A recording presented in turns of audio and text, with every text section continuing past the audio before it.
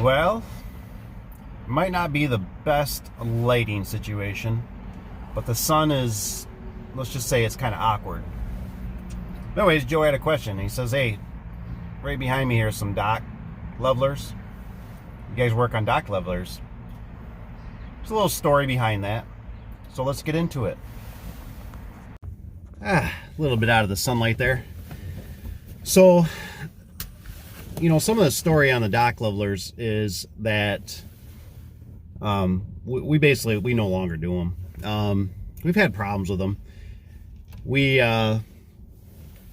It's kind of a different breed of an animal for dock levelers. This building behind me, I can't tell you how many kind of bad memories it brings. Some with some employees, you sometimes when you do certain things, when you bring on like dock levelers, it's almost how do I describe it? I always kind of describe it as like the guy with the cigarette hanging out, the lunch pail, the work boots, the plaid shirt, and he's like, America, I'll get her done for you. What do you want done? You know what I mean? And he knows he's a grease monkey. He knows how to weld. He knows how to chew tobacco. You need that type of person, right? That just get out of my way, I'll get her done. Give me a pipe wrench and I'll make her happen. And with dock levelers, the thing is too is that they're such a different animal compared to garage doors. You need different vendors. You need different equipment. So like, for instance, I know one thing I've seen the professionals use. What they'll do is they actually have a crane on the back of their truck.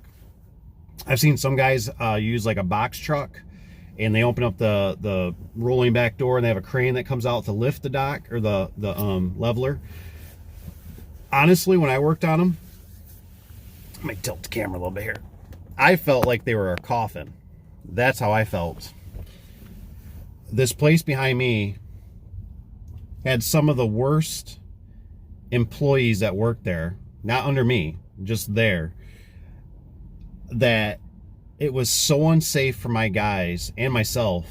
I remember one time we had a dock propped open, and we did everything we could to make sure it was safe, right? We put jacks under it, we'd prop it up, we would barricade it in the inside.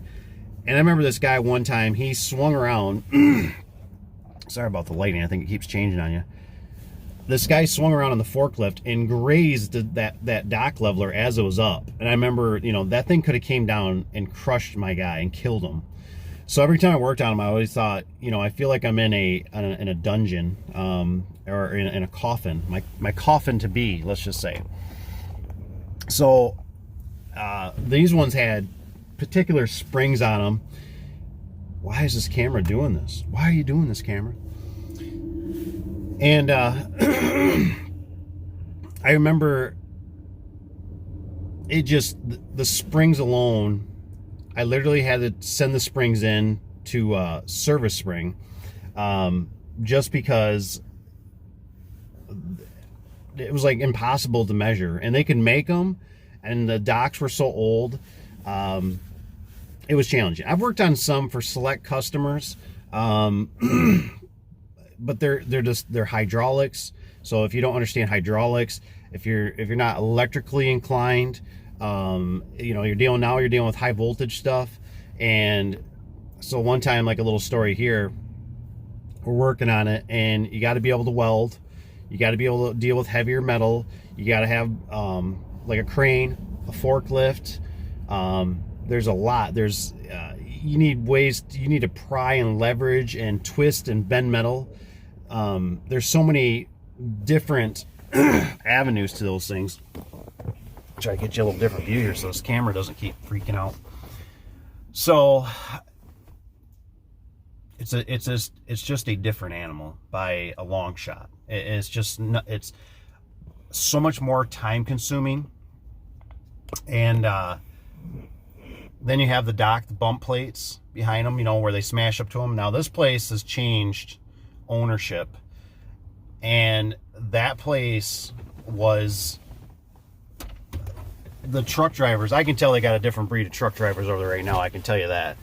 And they were so they were so loose over there, and I mean loose in like a bad way, that I remember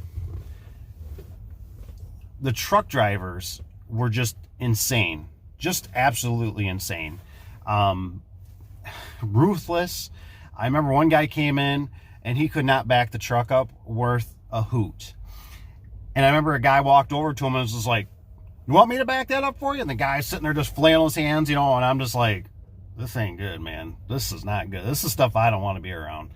And that's not the case for every place by any means, but it just put such a bad taste. And then for these ones, they're worse because they're mechanical. So you have to pull the chain on it real hard. You have to get it till it's fling right? And the ratchet part's got to come out to stay out flat to catch the semi. And I think the hydraulic ones are a little bit better. But it's just one of those things. If you're not into it, you're not into it. Because you need to be in with like 3 different vendors on it. And because they got so many different brands out there and manufacturers, and you just don't know where to get parts. It was just like, you know what, this is a lost cause. We're not messing with this anymore. And I had a guy that was persistent about it. He was like, "I can do it." And I'm just like, I know you can do it, but I don't want you dying doing it. That's the problem. And it always seemed like you need 2 guys, one to be up on top operating it. The conditions weren't very good because now you're outside the building, right? You're outside, you're under. So if it's raining, you're kind of doomed and gloom. And it's just a miserable spot to be. It really is. It's just not worth it for us. Now, if we were exclusively that, it's probably okay. It's probably a good business maybe to be into. But to try to retool from, doing light tin work to springs and stuff like that to this heavy duty springs and heavy duty gauge steel, and need a massive welder, you need a big rig basically to do it. It was too off. It wasn't like maybe garage doors and gates, but yeah. So we don't even deal with them anymore. Too many headaches. Just not worth it. You have to have a different crew of guys. Now there is a company locally here. What they do is they actually specialize, which is not a bad idea. That if you're a commercial, if you want to do mostly commercial, they promote that they take care of the whole back end. That's the thing that they always try to do the sales pitch on. They try to take care of the whole back end of the building. So they take care of your overhead door and they take care of your dock levelers, which is a great concept. It really is, because you got to think about, like, the one thing I always try to tell people is, put yourself in that person's shoes, right? Don't think about it from yourself and, that's just, no. Think about if you're that person's shoes, the maintenance guy, and you have to take care of this building, right? And you got, the roof's leaking, you got lights burned out in the parking lot. I mean, you got a lot on your plate. And there might be multiple guys, you don't know. But regardless, if somebody can take care of the back end, so that whole wall back there basically is taken care of by one company, that's not a bad thing, because you don't want to have to call 3 different, and then now you can say, hey, I need dock level 1 taken care of, and bay 3 door, they said, is not staying up all the way.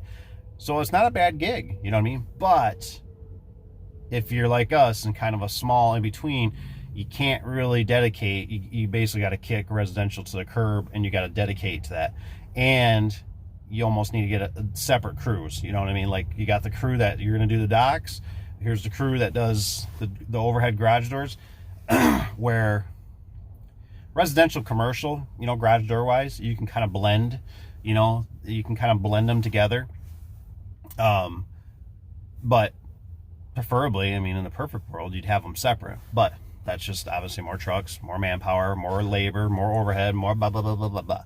So anyways, dock levelers, we just don't. Like I said, might not be a bad gig though for somebody that doesn't have nothing to do. But for us, we just stay out of it for now. So anyways, hope that's helpful to you, Joe.